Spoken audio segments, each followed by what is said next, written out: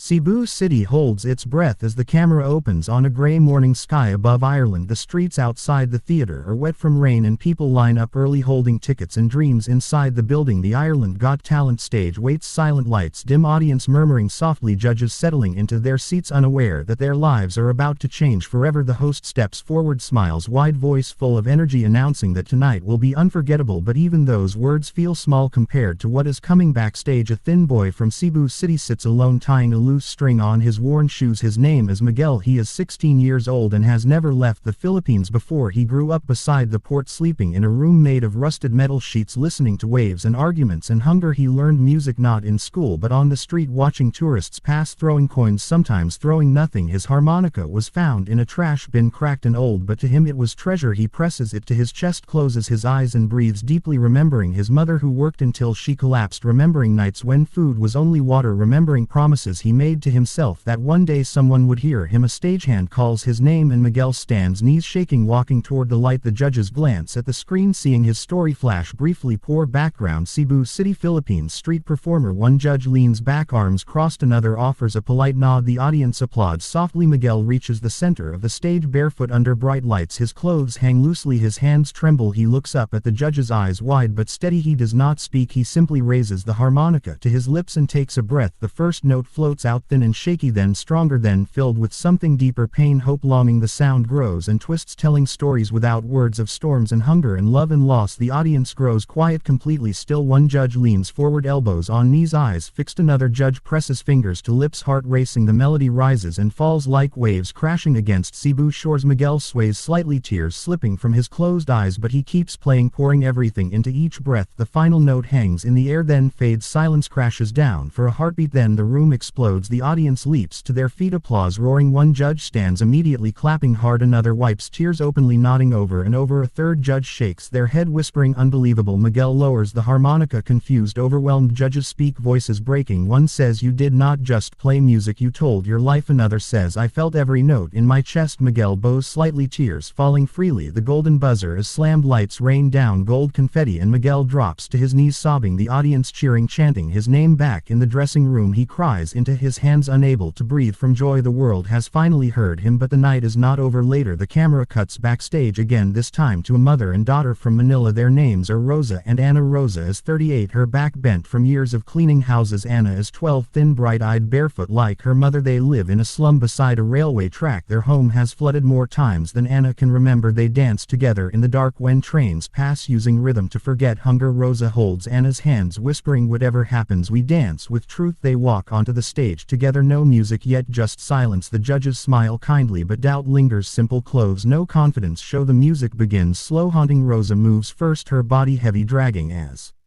if carrying years of pain. She stumbles, intentionally portraying exhaustion. Anna circles, her arms reaching, pulling, trying to lift her mother. Each movement tells eviction nights, police shouting, doors broken. Rosa collapses to the floor. Anna cries out through movement, her small body shaking. The judges sit frozen. One presses a hand to their chest, another leans forward, eyes wet. The dance grows more intense. Anna lifts Rosa again and again, refusing to let her fall, representing hope. Children carrying parents' dreams. Rosa reaches up, fingers trembling as if touching something better. The final movement, Rosa collapses into Anna's arms, both breathing hard, frozen in embrace. The theater erupts, sobs echo, applause thunderous. A judge stands, walks toward the stage, clapping through tears, saying, "This is why this show exists." Another judge cannot speak, wiping eyes, shaking head. Rosa and Anna hold each other, crying. The golden buzzer is pressed again, gold rains down. Anna laughs and cries at the same time. Rosa drops to her knees, thanking the floor, the lights, the moment. Backstage they sit holding hands, stunned, whispering, "We did it, but destiny has one more surprise." The final act is announced. Street rhythm crew from Davao City, 5 boys aged 10 to 14, all poor, all street kids. They built instruments from scrap metal, plastic containers, broken pipes. Judges exchange looks, unsure. The boys grin wide, fearless. They set their instruments down. The beat begins, slow then explodes, rhythm sharp, powerful, impossible. They stomp, clap, drum, voices shouting, unity, survival, fire. The sound fills the theater, bigger than anything before. Judges start nodding, smiling, then standing. One judge laughs through tears, saying, "I have never seen this." Another wipes eyes, clapping overhead. The boys move as one, sweat flies flying, joy blazing. The final beat hits and the room erupts. Every judge stands, applause deafening. One judge runs onto the stage, hugging the boys, crying. The night ends with all contestants standing together, holding hands, tears, smiles, gold still falling. The audience chanting. The camera pulls back, capturing a moment that will never be forgotten. Cebu City, Manila, Davao. Poor children, poor families, but rich in soul. Ireland held its breath and found its heart, and as the lights fade, Miguel lifts his harmonica. Rosa holds Anna tight. The boys raise their instruments and the judges sit, wiping tears, knowing they have witnessed something beyond talent, something human, something eternal.